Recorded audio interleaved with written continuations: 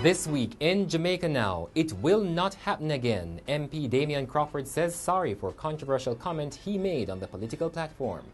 Some of you have an orange, you know, kind of lifestyle coming like a dirty labor right. Former Prime Minister P.J. Patterson declares that a clean criminal record is not enough when choosing political leaders.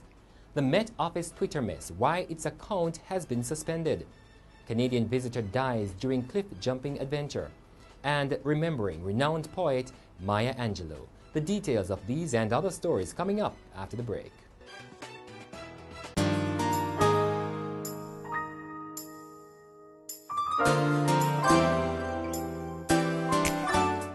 We'll always be there for the moments that will define the rest of your life. The Gleaner, where life unfolds. I'm Damian Mitchell, and this is Jamaica Now. There are renewed calls for Jamaican politicians to raise their standards. The call follows last week's utterance by first-time MP Damian Crawford, who was addressing People's National Party supporters in the constituency of East Kingston and Port Royal. Some woman don't want no work. Every Friday afraid if you answer your phone. Because as she a call, but she go trick her man and get her money. And them things they make people look down upon certain community. We have to change that as PMP people. Because it's not just to vote every 5 years. It's a lifestyle. Where you're supposed to can look upon a man and say a PMP that, you know? Or you look upon a woman and say a PMP that. Some of you have an orange, you know, kind of lifestyle coming like a dirty labor right. Mr. Crawford has since said sorry for the comment, pledging that it won't happen again. He said he got carried away and reverted to negative language that has been used in the past by both political parties. And former Prime Minister P.J. Patterson says political parties need to adopt greater scrutiny when selecting persons for leaders. Mr. Patterson said the absence of criminal charges or the acquittal of a criminal charge should not be the basis by which political parties and voters assess those running for political office. He said irreproachable leadership is needed in various sectors of the country, from the political arena to the church. People who hold public office need to be held to a higher standard.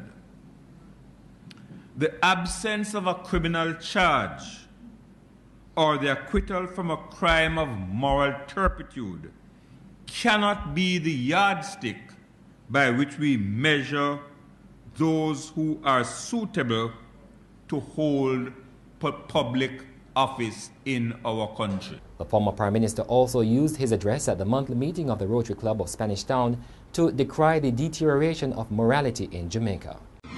There are high praises for the Gleaner's Children's Own Spelling Bee champion John Gibbison, who performed creditably in the finals of the Scripps National Bee in Washington, D.C. Tajon, who wore number 87, successfully completed 6 rounds of competition to advance to the final as the only non-American. His coach, Glenn Archer, said he displayed an admirable performance. Tajon, the 18th Jamaican to make it to the Scripps National Finals, was also pleased with his performance. I feel great. I'm glad that I got this chance. I'm glad that I at least made it to the finals. I did my job, did my best, presenting my country, my sponsor, my coach, my parents, my school, my parish, everyone. And I'm so glad that God has given me as an example. Jamaican Jodian Maxwell won the Scripps Championship in 1998. The management of the Meteorological Service of Jamaica has moved to develop a policy to govern its Twitter account. Last week, the Met Service suspended its account in response to complaints by followers about the contents of its posts. The Met Service said a review of the account found instances where the administrator used the account to express his personal views rather than the official position of the organization. It also indicated that the administrator disobeyed instructions when he tweeted that the account would be deactivated. According to the Met Service, the account has only been suspended. It says the incident is regrettable and has sought to assure that there will be greater supervision of its Twitter account once it's restored. The police have urged visitors to Jamaica to be careful while vacationing here. The appeal came after 26-year-old Canadian Taylor Rankin died from injuries he received after jumping from a cliff in Negril, Westmoreland. The police say Rankin was among a group of friends who went diving. Rankin reportedly jumped from the cliff into the sea when he was injured. The police say he was assisted to hospital where he died while being treated. The mayor of Montego Bay, Glendon Harris, says the parish of St. James is now in a crisis following the deaths of 5 students, 3 violently, in 1 week. According to the mayor, greater social interventions along with better parental guidance are needed to curb the violence which is facing youths in the parish. The 3 violent deaths happened just days after twin boys Brandon and Braden Jones were swept away by floodwaters. Among those killed were 9-year-old Romaine Robinson. He was found in bushes with his throat slashed. 2 days later, 14-year-old Ashley Morris was stabbed to death by a 17-year-old girl in a fight reportedly over a lover. And that's it for this edition of Jamaica Now, your weekly review of the big news stories. Send us your comments at onlinefeedback@gleanerjm.com. You may tune in to Power 106 FM for regular updates. Follow us on Twitter at Jamaica Gleaner and on Facebook at Gleaner Jamaica. I'm Damian Mitchell, and as we go, we remember the global icon, poet, and cultural pioneer, Maya Angelou. Phenomenal woman. Many people wonder where my secret lies. I'm not cute or built to suit a fashion model size. When I start to tell them, they think I'm telling lies. I say, it's in the reach of my arms, the span of my hips, the stride of my step, the curl of my lips. I'm a woman. She didn't pull any ears, pull any style. She came and did what she had to. She was a poet, and she shared the strength of her poetry with the audience. Phenomenally. I walk into a room just as cool as you please, and to a man the fellows stand or fall down on their knees. Then they swarm around me, a hive of honeybees.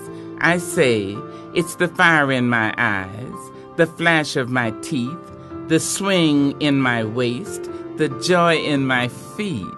I'm a woman. She didn't have to beg people to applaud. She didn't have to beg people to like her. You got the feeling that whether you liked her or not, that was not the point. The point is that she had come here to do something, and she did it. Men themselves have wondered what they see in me. They try so much, but they can't touch my inner mystery. When I try to show them, they say they still can't see. I say, it's in the arch of my back, the sun of my smile, the ride of my breasts, the grace of my style.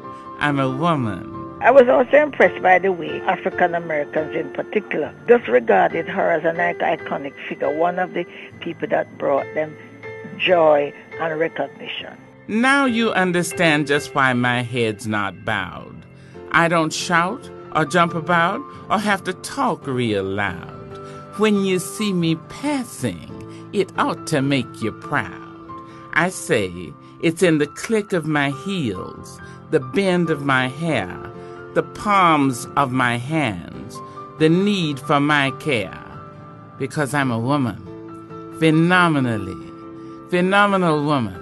That's my mother and all your mothers, and my grandmothers, and your grandmothers, and my great-grandmothers, and your greats, and my great-greats, and all you women, and me.